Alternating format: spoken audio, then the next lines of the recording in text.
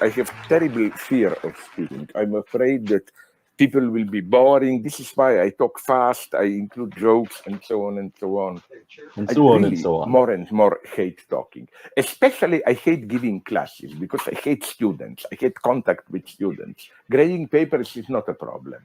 I openly told students, everybody gets an A, the highest mark, but I will not even look at what you give me and so on. And because they perceived me as a Balkan eccentric, they tolerated this. Students are even, I like this, formally prohibited to address me if they see me on the corridor. The professor, my friend, told them, Professor Zizek is ill and tired. You shouldn't disturb him and so on. I hate so much students. I like... Because they're annoying and trying to outsmart you, or why do But they no, do it? no. You're so disgusting. What I will say now, first, 99, as with all people, with intellectuals even more. I don't despise ordinary people. I hate all people. I'm becoming more and more misanthropic. This was really from when I was young. I like to be alone.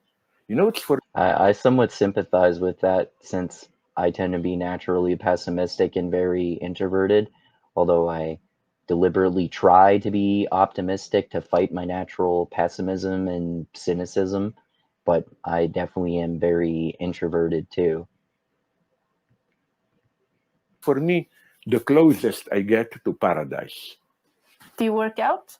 No, it's purely for moral. I almost agree with that too. I treasure my alone time, but I think probably sex and weed are closer to paradise than alone time, I would say. For show off. Moral, ethical reasons. Absolutely never. It's just there. It makes me feel good to be there, you know. No, it's a very small world. I don't need anything more. There is nothing better than... I think that we should totally reread Marx. The greatest thing is to be dehumanized and alienated, I think.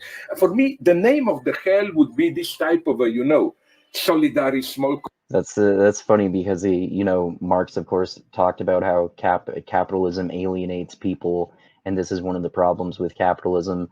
But Zizek is, of course, as he often does, just being contrarian and turning that on his head and on its head rather, and saying that alienation is good. I kind of agree with him. Alienation to some extent is good, especially if you're some sort of creative person or intellectual. I think you can be more prone to feeling alienated from society. I've always felt that way. Not that I'm a brilliant artist or an intellectual or anything, but I am kind of like an artistic person and that sort of thing.